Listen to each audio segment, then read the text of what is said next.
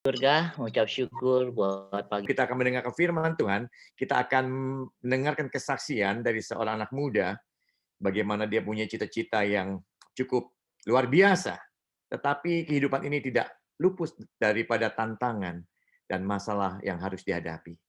Saya perkenalkan Aldi, Shalom Aldi, Aldi dari Bandung. Halo, halo Pastor. Ya, oke. Shalom. Shalom. Oke, silakan Aldi. Oke, perkenalkan, nama saya Aldi Antonius, saya umur 23 tahun. Saya tinggal di Bandung, kata Pastor bilang. So, pada tahun 2016, pada awalnya saat saya masih SMA, saya bermimpi dan mau berencana untuk menjadi profesional chef. Pada tahun itu, saat itu saya di bangku SMA kelas 3, dan semuanya udah settle, saya tinggal pergi ke Swiss. Nah, tapi sangat disayangkan pada tahun 2016, 3 Januari, saya mengalami kecelakaan motor yang sangat parah, yang membuat saya sempat koma selama 5 hari. 5 hari koma, akhirnya keluarga saya memutuskan saya untuk dibawa ke Singapura, karena dokter sini sudah angkat tangan, tidak tahu kenapa saya penyebab komanya. Akhirnya setelah saya bangun 5 hari kemudian di Singapura, saya benar-benar nggak ingat apa-apa, dan akhirnya saya tanya dokter, tanya orang tua, dan dokter dan orang tua di Singapura memberitahu saya bahwa kaki saya patah menjadi 5 dari betis hingga engkel. Setelah itu yang sangat membuat saya kaget, saat itu dokter Singapura bilang kepada keluarga dan saya sendiri bahwa bagian betis kanan saya mengalami infeksi yang sangat parah. Infeksi yang sangat parah hingga saya dirawat itu sampai antibiotik udah kayak minum air putih gitu. Sampai rambut rontok, nggak bisa makan. Sampai waktu itu kurusnya kurus banget karena mual terlalu banyak antibiotik. Dan apa yang dilakukan dokter saat saya perawatan di Singapura, karena infeksi yang sangat berat, saya harus mengalami operasi yang disebut debridement, yaitu sebenarnya kayak operasi pembersihan otot saraf yang busuk karena infeksi itu. Jadi itu harus dibuang, membuat kaki saya waktu itu sangat kecil banget. Jadi awalnya pertama kecelakaan kaki kayak masih dibungkus perban, kayak masih besarnya sama gitu. Setelah lama kelamaan, setelah belasan operasi, kaki kanan tuh karena sering dibuang otot sarafnya, jadi kayak kecil banget. Nah, di sana saya sempat heran juga, kayak kenapa ya kayak ini dioperasi terus malah bukan tambah baik kok, makin kecil, kayak aneh gitu. Setelah di sana masa tersulit saya lah selama 3 bulan di Singapura, hampir seminggu 3 sampai 4 kali masuk ruang operasi itu udah kayak makanan sehari-hari, udah nggak aneh, dan stres banget, dan kayak sering marah kepada Tuhan, kayak kesal, kecewa, kenapa Tuhan di umur saya yang muda ini saya harus mengalami hal yang sangat sulit seperti ini. Akhirnya terus bertanya-tanya juga, kayak sering ngeliat di YouTube gimana kayak mukjizat itu kayak orang gampang banget kan dapatnya. Setelah itu struggle selama kurang lebih setengah tahun dari kecelakaan. Akhirnya saat itu 3 bulan saya udah boleh rawat jalan pulang ke Indonesia. Tiap bulan, sebulan sekali ke Singapura. Tapi masih struggle, kecewa kepada Tuhan, kenapa saya nggak dapat mukjizat seperti orang lainnya. Maksudnya kayak saya sudah berdoa terus, baca firman tiap hari, tapi kenapa nggak dapat-dapat Tuhan. Dan one day, saya lupa tepatnya hari apa, setelah berapa lama kejadian, tapi saya ingat waktu itu kronologinya, setelah saya di Indonesia, saat di rumah, saya sering berdoa, Tuhan, kenapa saya nggak dapat terus mukjizat seperti orang-orang pada layaknya. Dan di situ turning point dalam hidup saya mendapatkan kayak mukjizat itu bonus. Tapi kalau saya nggak dapat mukjizat, Tuhan tuh mau saya menjalani prosesnya bersama Dia. Nah, di sana saya mulai jalanin prosesnya hari demi hari dan merasakan bahwa janjinya tuh nyata dalam hidup saya. Hal-hal kecil yang membuat saya bersyukur ya gitu. Oh Tuhan, oh ini karena Tuhan. Saya bersyukur terus bahwa selalu maksudnya walaupun kita nggak tahu kapan saya sembuh, tapi hari demi harinya saya merasakan Tuhan menuntun saya sampai hari ini semuanya yang tergantikan, semua rencana saya gagal, impian saya menjadi profesional chef digantikan hingga dapat hari ini saya mempunyai usaha yang sangat pesat banget growing-nya, bisnisnya. Dan itu semua berkat Tuhan. Dan saya sangat bersyukur kalau 2016 saya nggak kecelakaan, mungkin saya nggak bisa sampai seperti sekarang. Kurang lebih itu kesaksian saya, Pastor. Ya, oke, terima kasih. Aldi, pada waktu itu dokter mengatakan tindakan apa yang akan dilakukan dokter kepada Aldi? Kita lihat kaki. Oh ya, saya lupa juga. Waktu itu sampai karena saya kan tadi cerita kaki kanan saya karena sering dibuang, ototnya lama-lama hilang dong karena busuk. Halo. Terus? Karena busuk, ototnya hilang, sampai kecil banget. Logikanya kalau saya nggak punya otot dan saraf, saya nggak bisa gerakan jari-jari saya lagi. Saya berjalan itu sangat udah impossible. Jadi dokter Singapura mensuggest keluarga saya dan saya untuk saya diamputasi. Sebetulnya dokter sana memberikan dua opsi, satu amputasi dan satu lagi bisa dipertahankan, tapi dipertahankan itu dokter sana pun nggak bisa promise kapan saya sembuhnya. Pada tahun keberapa tuh mereka really uncertain yang saya ambil gitu. Tetapi semua keluarga saya memberikan keputusan kepada saya.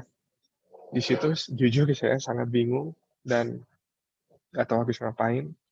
Saya cuma bisa berdoa saat itu. Saya pun berdoanya waktu itu simpel banget sih. Saya ingat banget. Tuhan, saya berdoa dan di dalam hati saya tuh ada yang menguat, ada yang berbicara bahwa saya tuh pasti sembuh. Di sana saya sangat yakin, saya nggak tahu, sangat yakin banget bahwa saya jangan ambil keputusan diamputasi, tapi harus dipertahankan. Dan itu tuh nyambung yang tadi saya bilang bahwa mujizat itu bonus, tapi Tuhan ingin menginginkan saya menjalani prosesnya bersama dengan Dia. Ya. Oke. Ayat firman Tuhan apa yang menguatkan Aldi? Ada dua. Yang pertama, yang paling bikin saya kuat, yaitu Mazmur 23 ayat 4. Pastor. Ya. Sekalipun aku berjalan dalam lembah kekelaman, aku tidak takut bahaya, sebab Engkau bersertaku. Gadamu dan tongkatmu itulah yang menghibur aku. Itu. Ini ayat ngena banget saat waktu mengalami proses 3 bulan setelah ke rumah. Kayak ayat ini yang menguatkan. Oke, good. Luar biasa. Oke, belajar apa Aldi dalam perjalanan hidup kamu ini? Melalui kondisi yang demikian. Wah, kalau belajar banyak banget, dan hari ini saya makin lebih bersyukur, lebih bisa menghargai semuanya atas semua rintangan yang saya lewati. Saya lebih hati-hati, dan sangat yakin dan percaya bahwa janji Tuhan dan kasih karunia Tuhan itu nyata bagi hidup saya. Puji Tuhan ya. Dan saya dengar kabar gembira lagi, Papa sudah dibaptis ya. Ya, ini juga ada satu cerita sih Mas. Dari cici saya yang pertama, cuman bilang waktu saya kecelakaan, kayak dia dapat hikmah gitu bahwa Tuhan, kenapa Ali kecelakaan? Karena Tuhan mau rubah Ali sama papa gitu. Iya. Puji Tuhan ya. Aldi sekarang lebih mengandalkan Tuhan dan Papa sekarang udah percaya Tuhan lebih, Yesus lebih sungguh lagi ya. Saya sempat ikut meeting keluarga pada waktu itu, saya ingat di Kopitiam, keluarga harus memberikan putusan kepada dokter, bahwa dokter memberitahukan bahwa ini harus diamputasi. Dan kita keluarga, waktu itu keluarga dan kita sama-sama meeting berdoa, Tuhan tolong, apa yang harus diambil keputusan. Dan puji Tuhan, keluarga, papa, mama, semua mempunyai iman. Kaki Aldi jangan diamputasi. Kita berseru sepakat sama Tuhan. Dan puji Tuhan, kaki Aldi tidak diamputasi. Ya, dan kaki Aldi boleh berdiri sehat dan boleh memuliakan nama Tuhan. Berikan kemuliaan bagi nama Tuhan Yesus yang luar biasa. Haleluya, saudara. Dan satu lagi sekarang Aldi dulu cita-citanya jadi apa? Cita-cita kamu apa sebelum kecelakaan? Jadi chef, masak. Ya, sekarang Tuhan kasih kamu bonus apa? Saya punya perusahaan, kita supply biji kopi, Oh ya, tetap di bidang yang sama, di food and beverage. Saya juga ada kafenya, wow. saya jadi food and beverage konsultan, makanan dan minuman. Ya. Tuhan Jadi membalikkan keadaannya menjadi baik. janji Tuhan memang begitu nyata. Iya. Oke, luar biasa ya. Andalkan Tuhan, berserah kepada Tuhan, Tuhan memberikan masa depan yang penuh harapan kepada setiap orang yang percaya. Sekali lagi, Itu saudara, benar banget. ya, itulah. Oleh Aldi datang kepada Tuhan dengan ucapan syukurmu. Kalau dulu Aldi seorang pemuda yang mungkin jauh dari Tuhan, tapi kasih Tuhan mengasihi Aldi, bahkan memulihkan Aldi dan memakai hidup Aldi menjadi berkat. Silakan Aldi mengucap syukur. Tuhan, terima kasih untuk kejadian yang Tuhan lakukan kepada Aldi pada 2016 itu. Kejadian memang bukan kecelakaan, tapi rancangan yang indah, walaupun prosesnya itu sakit, berat, dan sedih. Terima kasih Tuhan bahwa semua yang secara manusia itu kayak gak enak banget, tapi Tuhan gantikan sekarang dengan yang lebih indah, jauh lebih indah. Terima kasih bahwa janjimu yang begitu nyata dan kasih karunia-Mu selalu menyertai hati. Terima kasih Tuhan. Amin. Amin. Saudara, biarlah hari ini mari kita datang kepada Tuhan, mengutamakan Tuhan, membangun hubungan dekat dengan Tuhan. Itulah kunci yang utama. Biar semuanya masalah-masalah kita hadapi itu bukan bonus yang Tuhan berikan kepada kita. Mari kita datang kepada Tuhan, menyiapkan hati kita untuk firman-Nya yang boleh menjadi kekuatan dan pertolongan dalam kehidupan kita. Kalau Aldi Tuhan tolong, Tuhan juga tolong setiap pergumulan yang sedang kau hadapi. Tuhan juga menolong buat setiap apa yang sedang kau bergumulkan saat ini. Datang kepada Tuhan. Kaulah. Sekali lagi mari kita berdoa. Bapa, terima kasih untuk kesempatan beribadah hari ini. Kami juga boleh menaikkan pujian di hadapan Tuhan. Dan terlebih lagi kami mendengar kesaksian dari Aldi yang luar biasa. Dan sekarang kami mau belajar firman-Mu ya Tuhan. Biar itu membuat hidup kami semakin mengerti kehendak Tuhan. Dalam nama Tuhan Yesus kami siap belajar. Amin. Ya, shalom Bapak Ibu semuanya. Selamat hari Minggu, selamat beribadah.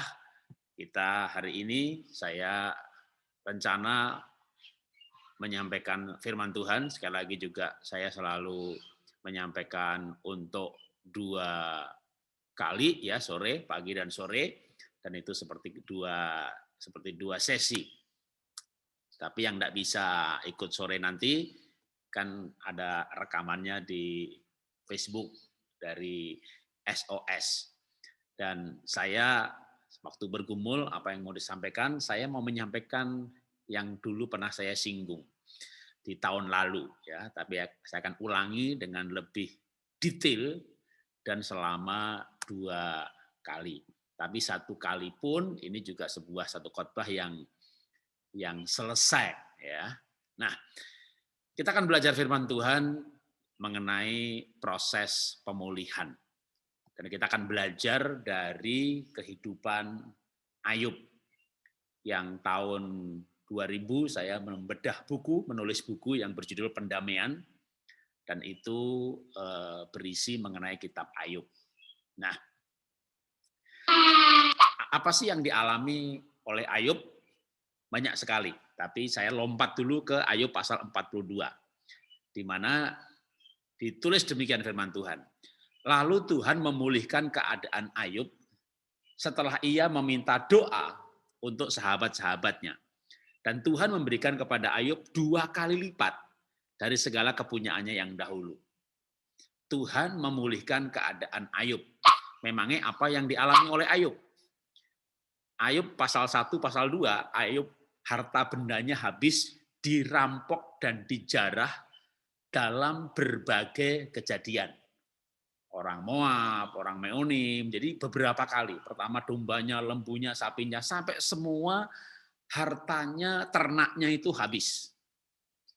Dan itu bukan itu saja yang dialami oleh Ayub.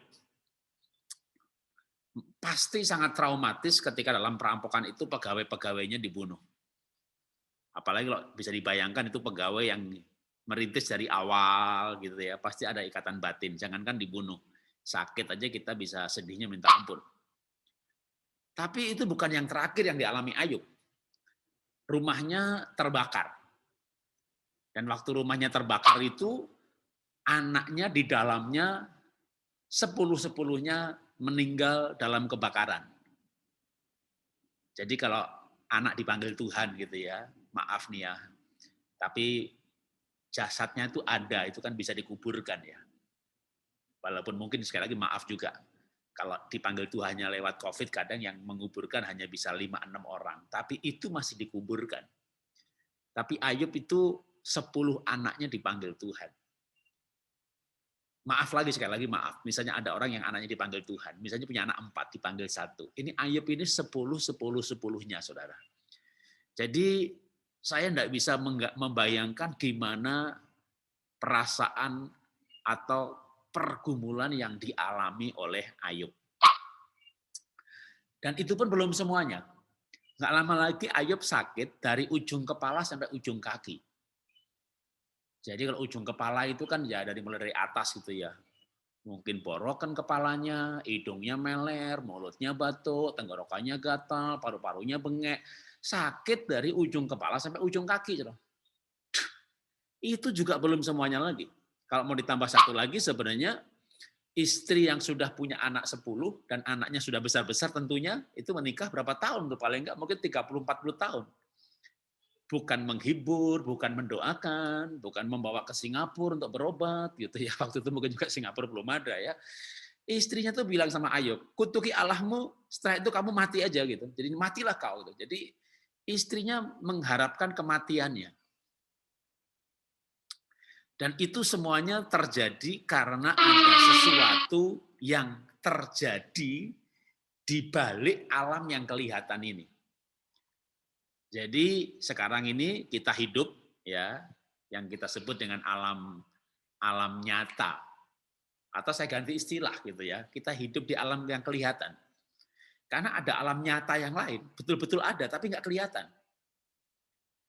Dan Paulus ada menulis sebuah surat gitu ya, yang dikanonkan menjadi Alkitab, bahwa alam nyata itu bayangan dari alam yang tidak nyata. Makanya beberapa kelompok karismatik itu sampai ada yang berkata, kalau mau membetulkan alam nyata ini, betulkan dulu di alam rohnya.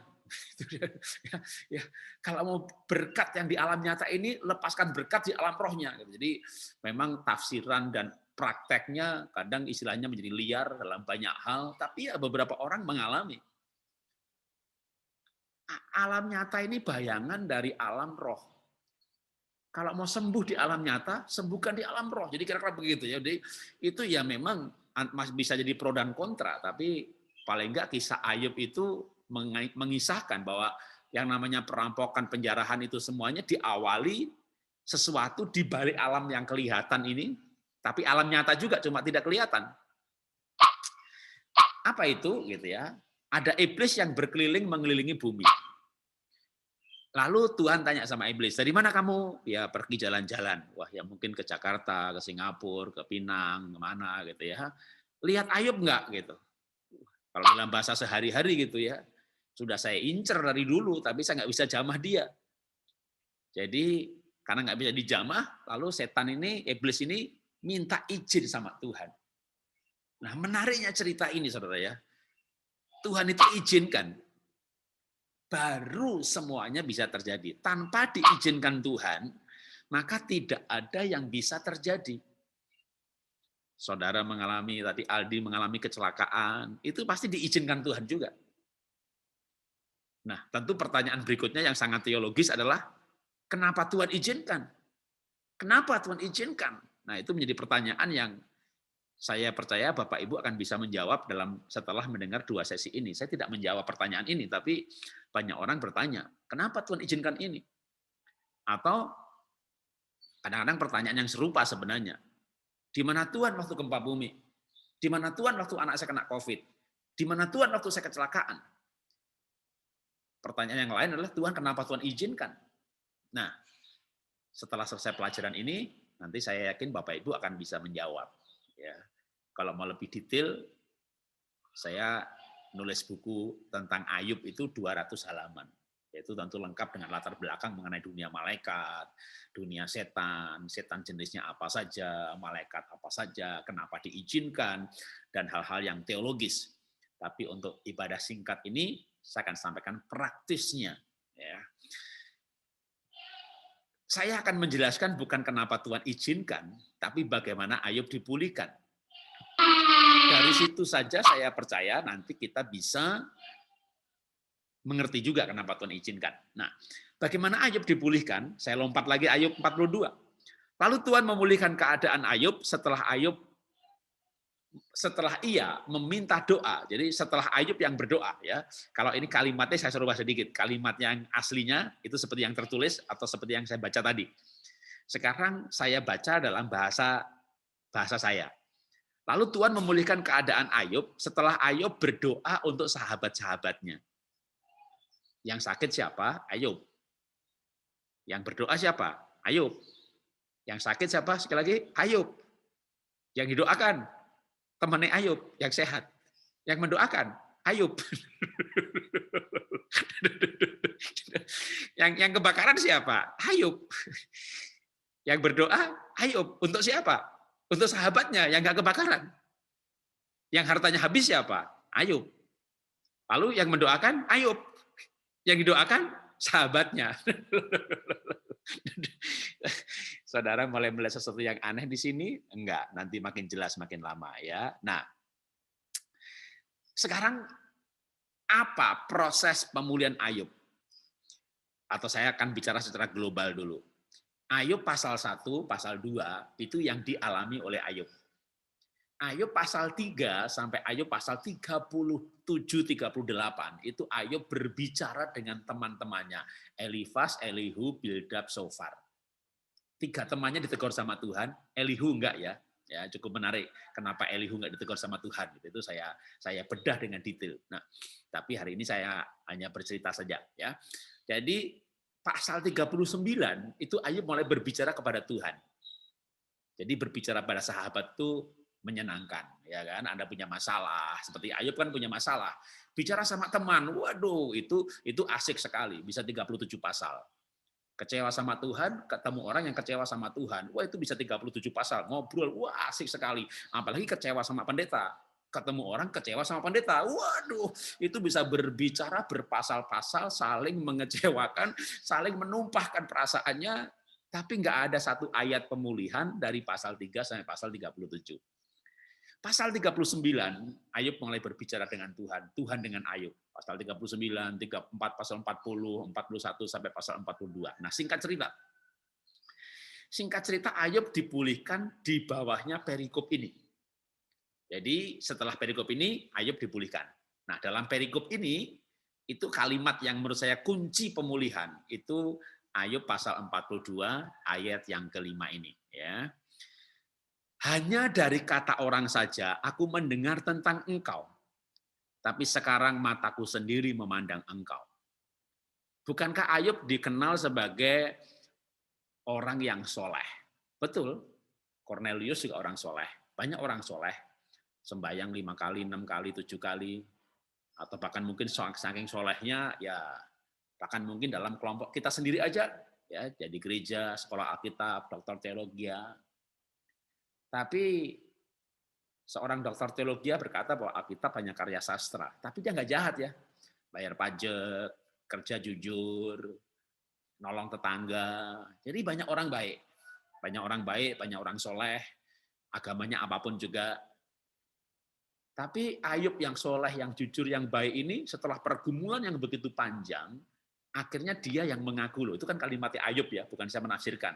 Tuhan, dari kata orang saja aku mendengar tentang engkau. Tapi sekarang mataku sendiri memandang engkau. Artinya melalui semua proses itu, Ayub kehilangan harta benda, Ayub kehilangan kesehatan, tapi dia menemukan keselamatan. Makanya firman Tuhan yang lain berkata, apa arti orang mendapatkan dunia ini tapi kehilangan jiwanya? Atau ayat yang lain, Tuhan ekstrim juga kalau bicara, lebih baik congkel aja matanya, kalau mata itu membuat orang berdosa lalu masuk neraka. Lebih baik masuk surga tanpa mata. Gitu ya. Dan kalau diperluas lagi, lebih baik masuk surga tanpa kaki. Gitu ya. Dan itu sebuah kalimat ilustrasi. Karena begitu kita masuk surga, kita pakai tubuh kemuliaan, saya yakin di surga nggak ada orang nggak punya kaki ya. Tubuhnya bukan tubuhnya tubuh kemuliaan, saya yakin disempurnakan lagi. Saya yakin di surga nggak ada orang buta. Kan itu hanya sebuah kalimat yang istilahnya kalau mata itu bikin masuk neraka, cungkil saja. Gitu. Kalau kaki ini bikin melangkah ke pelacuran, potong saja, amputasi saja. Lebih baik nggak punya kaki tapi masuk surga. Gitu ya. Nah itu sebuah kalimat yang untuk penekanan yang secara ekstrim. Nah, jadi melalui kejadian Ayub sakit, rumah kebakaran, dirampok, Ayub mengalami mujizat terbesar dalam hidup ini, yaitu Ayub mengenal Tuhan secara pribadi. Kan ada loh, ketua sinode itu nggak lahir baru. Kalau saya bukan menghakimi, tapi karena jemaatnya yang konseling. Gitu. Pak, saya mengalami pelecehan seksual. Ya lapor polisi. Wah nanti polisi nggak percaya Pak. Gitu. Kenapa? Yang melakukan pendeta saya. Ya laporin aja ketua sinodenya. Itu dia masalahnya Pak. Dia ketua sinodenya. Ini bukan ngarang. Kalau ngarang saya dosa, saya hamba Tuhan. Apalagi dalam ceramah ya. Itu terjadi. Artinya orang bisa soleh beribadah. Bahkan orang menilai dia orang yang hebat dan soleh. Sehingga kalau ada korban bercerita pun, si korban yang dianggap mencemarkan nama baik, menyebarkan berita bohong. Tapi kalau dari lihat bagaimana orang itu bercerita dengan saya yakin dia tidak bohong. Dia menderita yang luar biasa. Sebagai korban yang tidak dipercaya kalau dia korban. Tapi dari situ saya melihat bahwa memang orang soleh itu bisa banyak. Tapi apakah dia lahir baru sungguh-sungguh? Menerima Yesus sebagai Tuhan dan Juru Selamat pribadi. Karena itu kalau mau dipulihkan, pertama yang paling penting adalah pemulihan keselamatan. Menerima Yesus sebagai Tuhan dan Juru Selamat pribadi. Kalau saya berikan istilah hari ini, apa yang dialami Ayub dengan mengenal Tuhan secara pribadi, itu damai dengan Allah. Jadi kalau mau mengalami pemulihan, maka nomor satu adalah damai dengan Allah. Mungkin saya akan berikan kesaksian juga ya. Saya lahir di keluarga yang tidak percaya Yesus sebagai Tuhan. Saya lahir di keluarga orang Jawa, ya orang Jawa itu KTP-nya Islam. Tapi bapak saya pun juga nggak ke masjid. Tapi sebenarnya ya kejawen gitu ya. Aliran kepercayaan kepada Tuhan Yang Maha Esa, dalam bahasa singkatnya kejawen. Nah, waktu bapak ibu saya menjadi Kristen, jadi mereka menjadi Kristen duluan. Saya enggak ya. Karena ibu saya itu jadi Kristen karena kami ini orang miskin. Jadi kalau hari Minggu tuh ibu saya itu ke gereja, antrian pembagian beras. Jadi kami ini pasien diakonia. Karena keluarga kami miskin sekali. Sewaktu kecil saya jualan es lilin. Bapak ibu saya guru TK, guru SD yang lurusnya nggak karu-karuan, nggak belok kiri, nggak belok kanan, tapi nggak punya rumah. jagai tanahnya orang lain, jagai kebunnya orang lain. Kalau saya mau makan nasi, saya ke rumah tetangga, saya bantu mereka masak dengan mengatur tungku kayu bakarnya itu jangan sampai mati. Setelah selesai masak, saya dikasih makan. Gitu ya. Lalu saya sekolah, pulang sekolah, saya ngambil es lilin yang tadi pagi saya antar ke warung-warung. Nah, waktu bapak ibu saya menjadi orang Kristen gitu ya, ibu saya bilang, "Le, mbok kowe melu dadi wong Kristen. Nak, kamu ikut jadi orang Kristen. Orang Kristen ini apik lho, Le," gitu. Saya bilang, "Bu, apik, golek member." Jadi saya masih bantah, saya nggak mau jadi Kristen. Jadi hari Minggu bapak ibu saya ke gereja, kakak saya ke gereja, adik saya ke gereja, saya camping, saya hiking, karena saya anggota pencinta alam. Jadi wah sukanya ke gunung, panjat tebing, gitu ya, camping, gitu. Atau kalau lagi nggak ke gunung, ya masuk sanggar, ya sanggar lukisan. Jadi saya anggota sanggar lukisan. Gitu ya. Nah singkat cerita. Dan saya tidak dalam arti judi, enggak, ya cuma enggak ke gereja.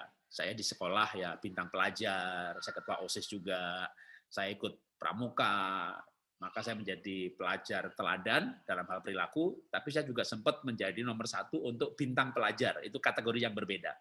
Bintang pelajar itu kepandaian, maka saya masuk IPB tanpa tes.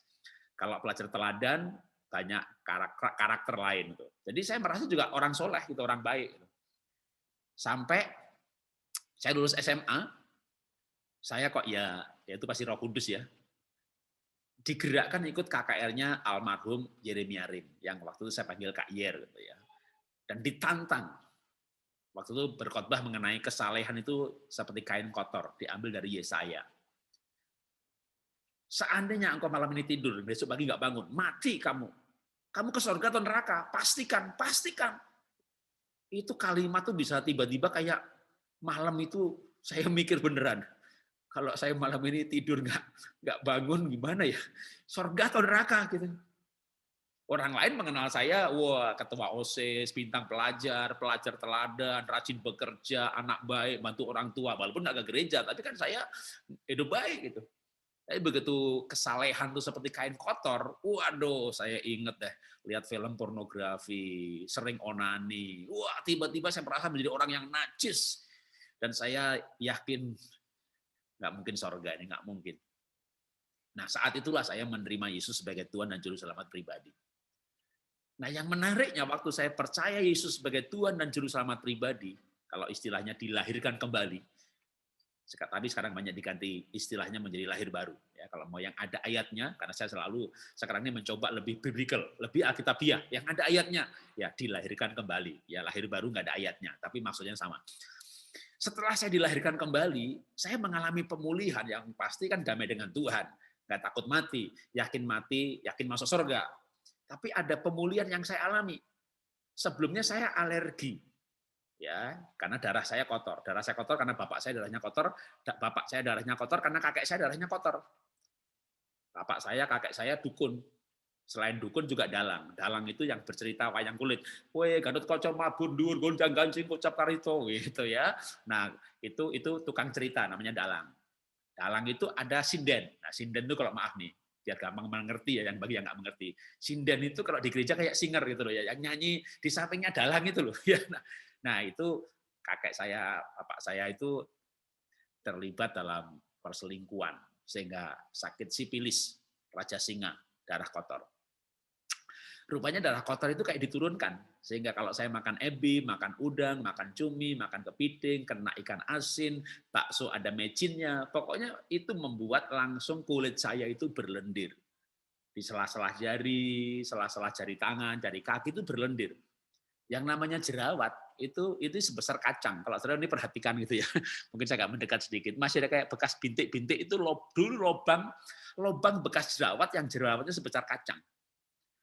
Sudah alergi, paru-paru bengek, nah penyakitnya banyak.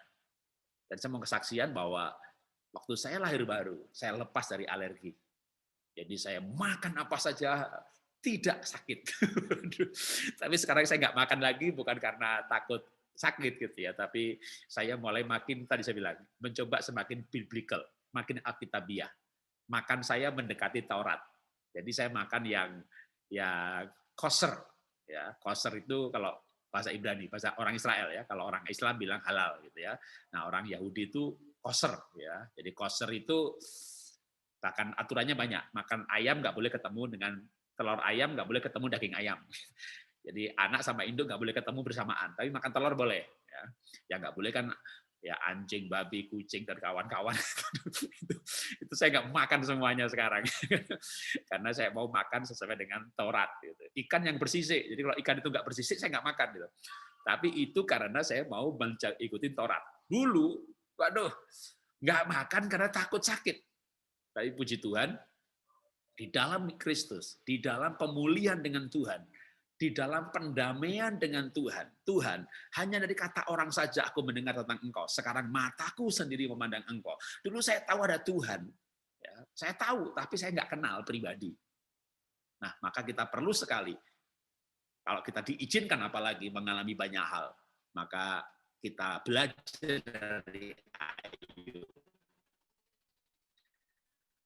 Ayub akhirnya berkata, hanya dari kata orang saja aku mendengar tentang Engkau, tapi sekarang mataku sendiri memandang Engkau. Artinya damai dengan Tuhan.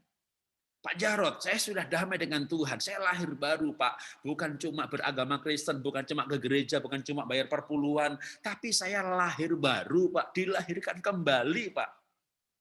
Dibaptis, Pak. Baptis saya bukan waktu kecil, Pak. Tanda pertobatan, Pak. Saya bertobat, terima Tuhan Yesus, dibaptis, Pak. Kok saya mengalami masalah dan belum pulih-pulih juga? Nah, kalau begitu langkah yang kedua. Ini kan baru langkah pertama. Ya. Apa itu langkah yang kedua? Ayub pasal 42, ayat yang ke-6. Tadi kan ayat 5. Nah, sekarang ayat yang ke-6. Oleh sebab itu aku mencabut perkataanku dan dengan menyesal aku duduk dalam debu dan abu. Jadi Ayub mencabut perkataannya, itu ayat 6. Di bawah ayat ini udah ganti perikop yang judulnya keadaan Ayub dipulihkan. Jadi betapa pentingnya ayat ini. Karena setelah ayat ini, itu di bawahnya judul perikopnya keadaan Ayub dipulihkan. Apa yang dilakukan Ayub? Mencabut perkataan. Kenapa mencabut perkataan itu penting? Ya, karena hidup mati itu dikuasai lidah. Firman Tuhan berkata, apa yang diucapkan, orang akan menggemakannya, dia memakan buahnya. Ayat yang lain, hidup mati dikuasai lidah. Jadi Ayub mencabut perkataan. Nah, tentu perkataan apa yang dicabut? Ya, saya maju ke depan lagi, ke pasal 3 sampai pasal 37. Di situ kan ada yang judul perikopnya, Elihu yang berbicara, Sofar yang berbicara, Bildad yang berbicara. Saya pilih perikop-perikop yang Ayub yang berbicara. Pasti ada kalimat-kalimat yang setelah kejadian, ya. Jadi Ayub mengalami bukan karena ini. Tapi setelah Ayub mengalami, Ayub mengucapkan ini. Jadi itulah yang dicabut oleh Ayub, lalu Ayub dipulihkan. Nah, kita akan belajar hal-hal apa yang baik sebelum atau sudah mengalami sebenarnya ya. Kalau sebelum mengalami kan Ayub mengucapkan hal itu enggak, ya enggak tahu, enggak ada ayatnya kok ya. Kalau nanti bilang iya kan ngarang ya. Kalau untuk Ayub ini ayat berarti setelah kejadian. Nah, untuk kita ya pokoknya yang pernah kita ucapkan. Apakah kita pernah mengucapkan kalimat-kalimat seperti Ayub? Kalimat apa sih yang Ayub ucapkan? Oke, kita akan belajar ya. Sesudah itu ini Ayub pasal 3. Sesudah itu Ayub membuka mulutnya dan mengutuki hari kelahirannya. Mengapa aku tidak mati waktu aku lahir atau binasa waktu aku keluar dari kandungan? Jadi Ayub itu mengalami malapetaka yang tadi memang luar biasa ya. Dan Ayub berkata, puji Tuhan. Tuhan yang memberi, Tuhan yang mengambil. Ayub tidak menyalahkan Tuhan, Ayub tetap bersyukur. Tapi ternyata bersyukurnya itu cuma satu pasal, 2 pasal. Pasal 1, pasal 2.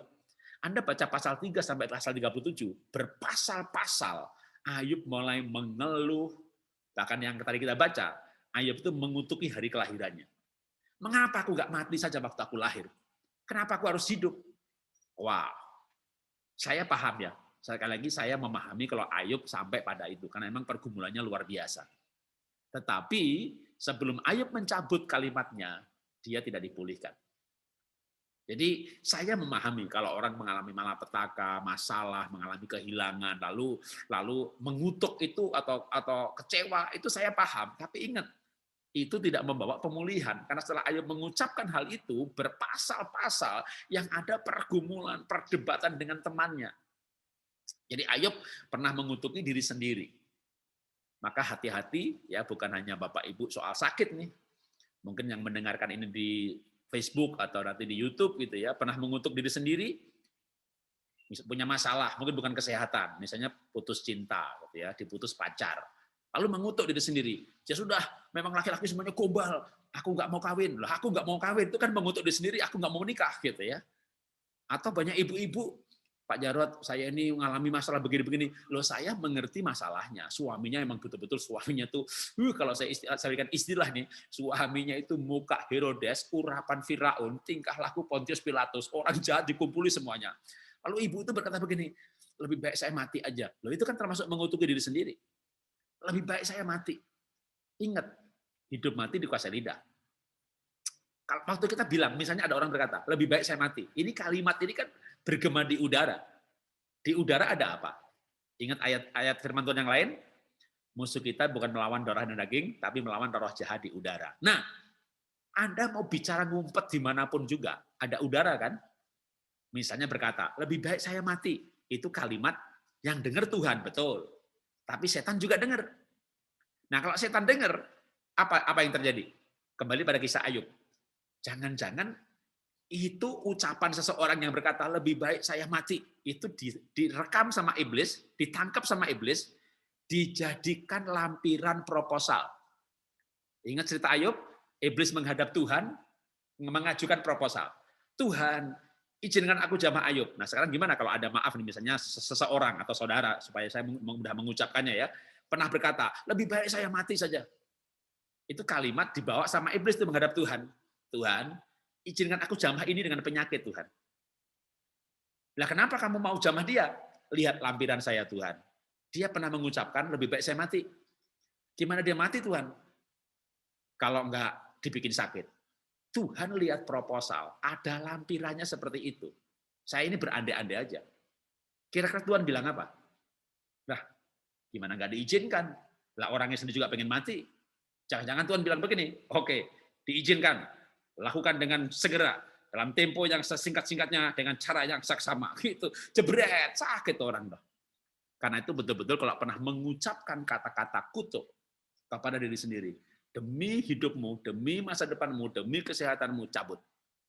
Pernah berkata, lebih baik saya mati, saya nggak mau dagang lagi, saya nggak mau usaha lagi, saya nggak mau melayani lagi. Apa artinya hidup ini? Itu kata-kata kutuk, saudara. Yang saya bisa paham, kalau saudara bercerita latar belakangnya, kenapa berkalimat seperti itu. Tapi pemahaman seseorang tidak memulihkan, bukan? Pergi ke psikolog, kita cerita, dia paham, saya simpati, kita senang dipahami. Tapi nggak membawa pemulihan. Karena itu hari ini saya ingin bertindak bukan sebagai konselor atau psikolog yang memahami. Sebagai hamba Tuhan, cabut perkataan apapun yang pernah diucapkan. Kalau itu berkalimat negatif terhadap diri sendiri. Ayub mencabut perkataannya, lalu Ayub mengalami pemulihan. Karena itu mari kita mencabut kata-kata kutuk. Apalagi yang dialami Ayub. Ya, ini mungkin terakhir ya. Ayub kecewa. Jadi Ayub pasal 3, Ayub mengutuk diri sendiri, lalu temannya datang ngobrol, ngomong, ngasih nasihat. Ayub pasal 6, Ayub kecewa. Judul perikopnya Ayub kecewa kepada sahabat-sahabatnya. Saya betul-betul memahami kalau Ayub kecewa. Kenapa? Kalau diringkas saja pasal 6, itu di ayat 15, itu ilustrasi sahabatnya Ayub menurut Ayub. Dan memang kenyataannya begitu. Ayub berkata tentang sahabatnya dan saudaranya. Ya, jadi judul perikopnya ini mengenai sahabat-sahabatnya, tapi juga mengenai saudaranya. Maka ayat 15 menggunakan kata saudara. Saudara-saudaraku tidak dapat dipercaya, seperti sungai. Seperti dasar daripada sungai yang mengalir dan lenyap. Kenapa Ayub berkata teman, sahabatnya, saudaranya itu seperti air yang mengalir? Anda ke sungai, lihat air mengalir. Ada nggak air mengalir itu begini? Mengalir. Berhenti dulu lah, capek. Biar yang lain lewat duluan. Ya ada. Mengalir itu mengalir terus, nggak ada berhentinya. Ditabrak belakangnya, 2 orang bablas terus. Nah, itulah ilustrasi buat sahabat dan temannya. Kenapa diilustrasikan seperti air yang mengalir? Karena pasal 3 sampai pasal 37, teman-teman Ayub itu orang kaya. Temannya kaya juga kan? Elifas, Elihu, Bildad, Sofar. Nah, itu ternyata saudaranya, temannya, baik sahabat saudara, itu nggak ada yang datang menolong Ayub loh. Apalagi yang datang diceritakan pasal 3 sampai pasal 37 yang namanya Elifas, Elihu, Bildad, Sofar, itu mereka pakai baju ungu, lambang kekayaan, ya kan? Mereka datang sama Ayub, oh kamu sakit, wah saya sehat, ya. Mau sembuh, wah, berdoa, ya. Saya ini banyak berdoa, makanya sehat, gitu, ya. Pergi lagi gitu, nggak ada yang membawa ke rumah sakit kayak SOS, nggak ada yang mengunjungi, nggak ada yang mengobati, saudara, nggak ada yang menolong, nggak ada, saudara. Waduh, kamu kebakaran, ya ludes habis, nggak punya berkat jadi, mau berkat, mau, ya berdoa, ya nggak nolong, ngomong tok, saudara, pasal 3 sampai pasal 37 temennya ngomong, nggak ada yang menolong, saudara. Ya jelas lah Ayub kecewa. Saya paham kalau Ayub kecewa. Wong teman punya duit nggak mau nolong, kecuali kalau nggak punya duit begitu ya. Ayub kecewa.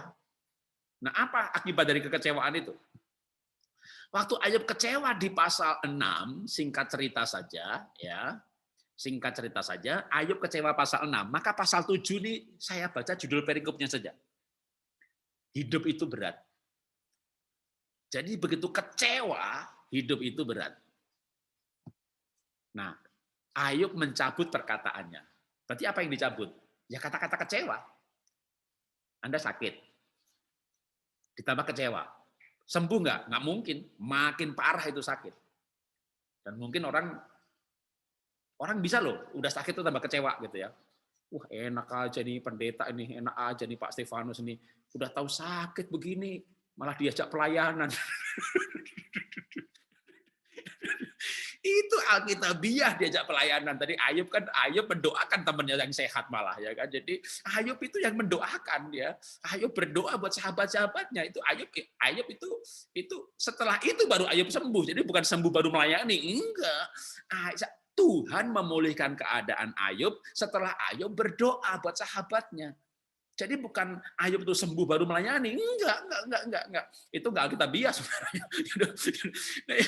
Ayub itu doa dulu buat teman-temannya, baru disembuhkan sama Tuhan. Kalau Ayub bisa mendoakan sahabatnya, artinya apa? Artinya Ayub enggak kecewa lagi sama sahabatnya. Jadi Ayub berdoa buat sahabatnya di pasal 42, itu untuk sahabatnya yang mengecewakan dia, yang enggak nolong, yang datang cuma ngomong, ya. Itu nggak mudah loh. Ayub berdoa buat sahabatnya. Ini karena sahabatnya nggak nolong dia.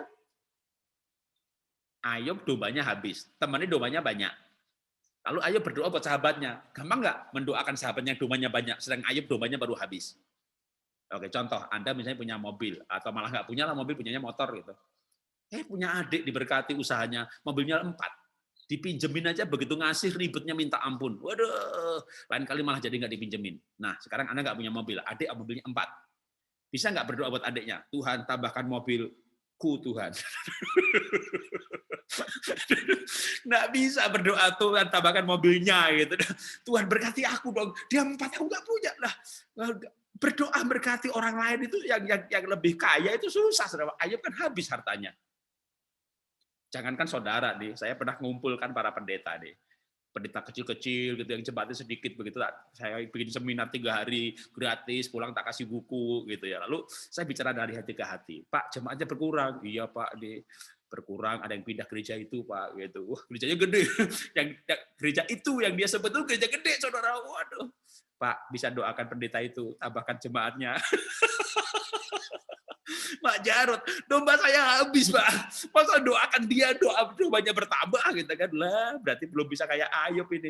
Ayub tuh dombanya habis. Dia berdoa buat yang dombanya banyak. Jangankan saudara loh, pendeta aja susah loh doain gereja lain yang dombanya banyak supaya ditambah-tambah sama Tuhan.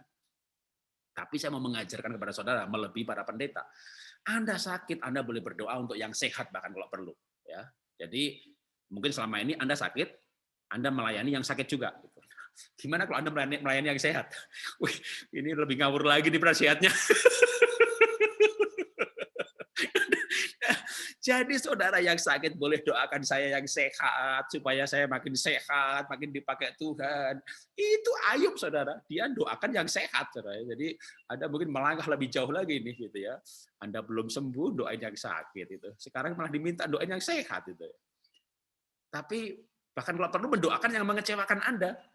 Yang Anda sakit dia nggak nolong, dia nggak nyumbang gitu ya.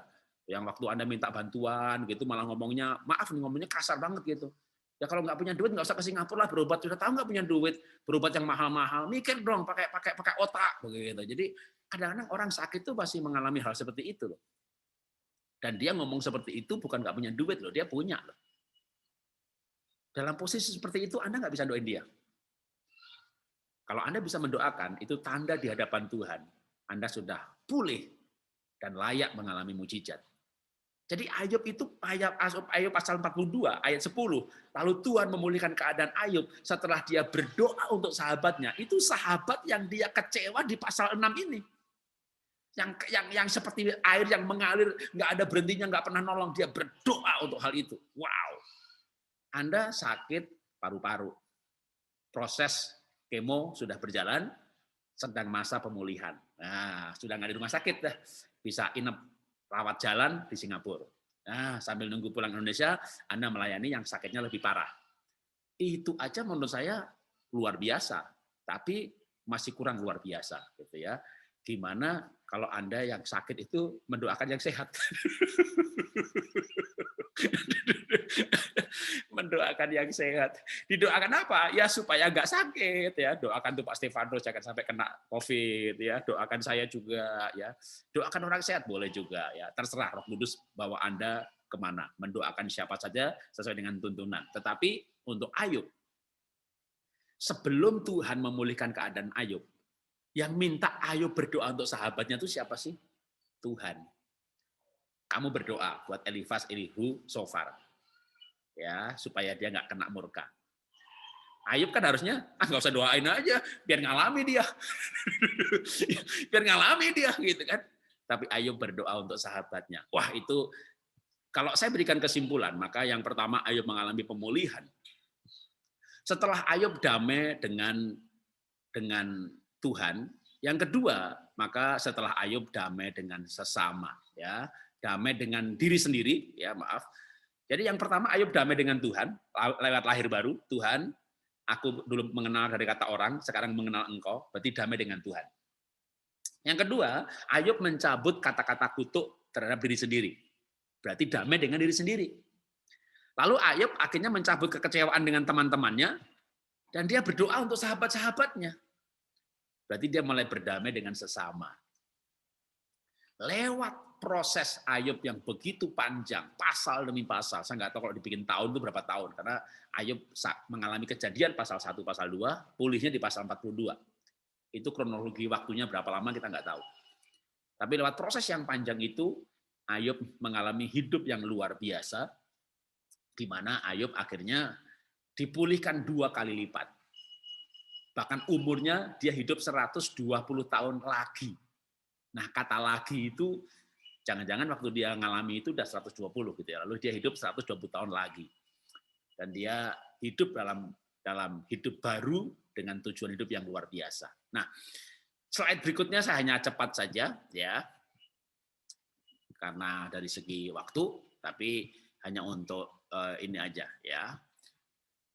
Kalau kita nggak menangkap pelajaran dengan baik ya, maka kita bisa hidup ini bisa capek.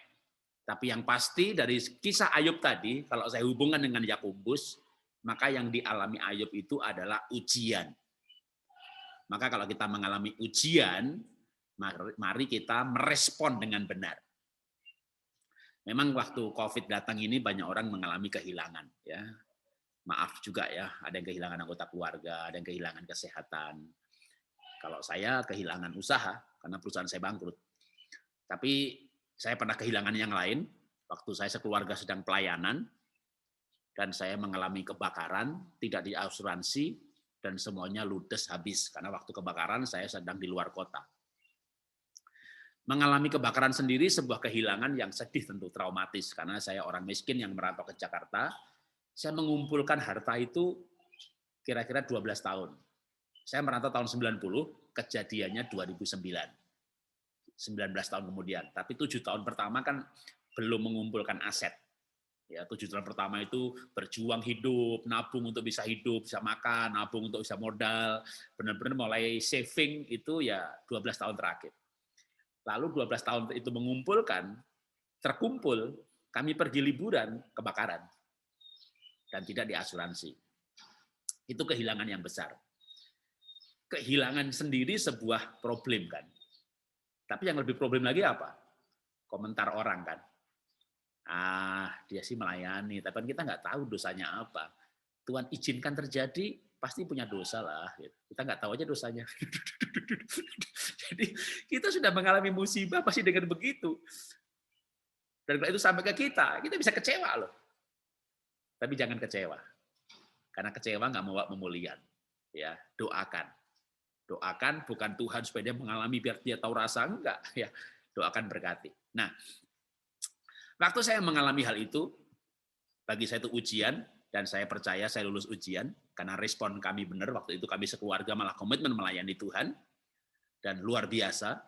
Jadi waktu saya yang terbakar ini saya kumpulkan selama 12 tahun. Ya, lalu respon saya mengalami itu, kami malah tambah komitmen melayani Tuhan. Saya kalau dapat pengertian, saya lulus ujian. Sehingga saya naik kelas. Naik kelas rohani, naik kelas kemuliaan. Dan dampaknya apa? 12 bulan kemudian. Jadi kalau sebelumnya saya mengumpulkan uang untuk bangunan seperti itu selama 12 tahun, lalu saya bisa mendapat rumah baru, bukan jadi yang kebakar saya renovasi, itu langsung renovasi, 6 bulan selesai. Tapi ini bukan renovasi yang kebakar tadi, ini rumah baru.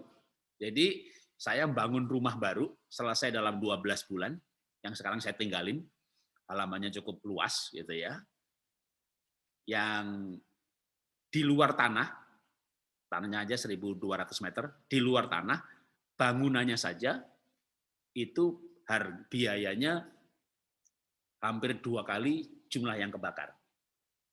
Jadi kalau sebelum kebakaran saya mengumpulkan itu 12 tahun untuk 2,5 miliar bangunan dan isinya, maka setelah pemulihan, saya mengalami berbagai mukjizat usaha, di mana saya bisa bangun di luar isinya, bangunannya aja 2 kali lipat nilai yang terbakar.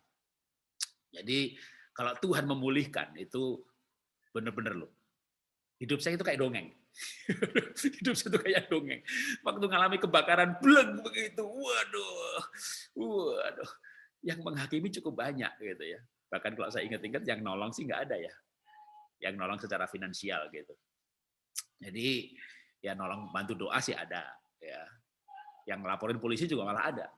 Tetangga saya laporin saya ke polisi dengan dugaan sengaja dibakar karena sehari 2 hari kemudian saya udah nggak sedih lagi, ketawa-ketawa gitu ya, dan rumah saya itu nggak nyambung yang lain, jadi emang kalau dibakar tuh nggak merembet. Jadi akhirnya polisi datang, tapi begitu polisi tahu nggak diasuransi, dakwaannya tuduhannya dibatalkan sendiri, nggak mungkin disengaja kalau nggak diasuransi gitu. Jadi waktu saya mengalami kebakaran itu, waduh, ceritanya panjang sekali. Tapi yang saya alami adalah saya tidak kecewa dengan Tuhan, saya tidak kecewa dengan orang lain, dan saya mengalami pemulihan yang seperti kisah di Ayub, 2 kali lipat, bahkan lebih. Karena itu, apapun yang Bapak Ibu alami hari-hari ini, saya memahami. Kalau sampai kecewa pun saya paham. Tapi yang saya mau kasih tahu, kecewa tidak membawa pemulihan. Bahkan dalam ketidakpengertian, mungkin menyalahkan Tuhan.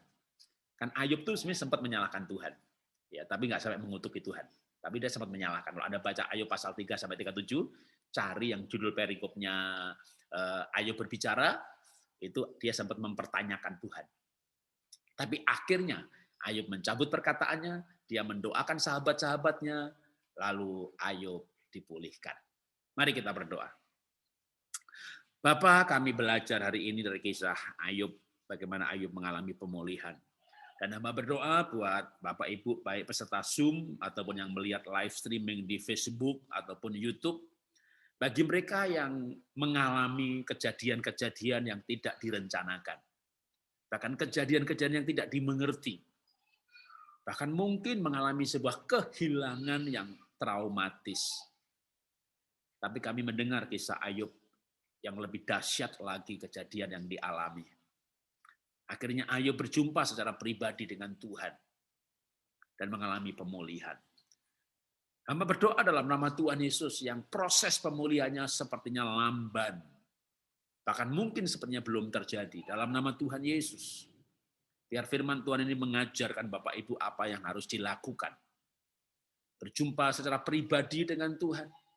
Mencabut perkataan-perkataan yang sebelumnya pernah diucapkan. Dan itu bukan perkataan yang benar di hadapan Tuhan. Dan sebaliknya, ambil langkah iman untuk mengucapkan kata-kata berkat. Bahkan bertindak untuk berdoa, termasuk berdoa untuk orang-orang yang tidak mengalami hal-hal yang tidak baik. Bahkan orang-orang yang tidak menolong. Kami percaya dalam nama Tuhan Yesus, ini kisah bukan cerita, tapi ini menjadi hukum dan pelajaran. Sehingga kalau kami mengalami perjumpaan dengan Tuhan, damai dengan Tuhan, damai dengan diri sendiri, tidak perlu menyalahkan diri sendiri. Tapi kalau memang ada salah, mengaku dosa. Tidak perlu menyalahkan orang lain, memberkati orang lain. Di dalam nama Tuhan Yesus, kalau Ayub mengalami pemulihan, maka Bapak, Ibu, Saudara juga boleh mengalami pemulihan. Kalau saya mengalami pemulihan, Bapak, Ibu, Saudara juga boleh mengalami pemulihan. Di dalam nama Tuhan Yesus, kami mendengar firman-Mu dan kami bertindak sesuai dengan firman-Mu. Dalam nama Tuhan Yesus pemulihan terjadi. Dalam nama Tuhan Yesus kesembuhan terjadi. Dalam nama Tuhan Yesus pemulihan pribadi terjadi. Dalam nama Tuhan Yesus pemulihan keluarga terjadi. Dalam nama Tuhan Yesus. Amin. Tuhan memberkati. Pada saat ini, mungkin kau sedang bergumul untuk sakitmu yang sedang kau hadapi. Firman Tuhan berkata, berkatilah orang yang menganiaya kamu.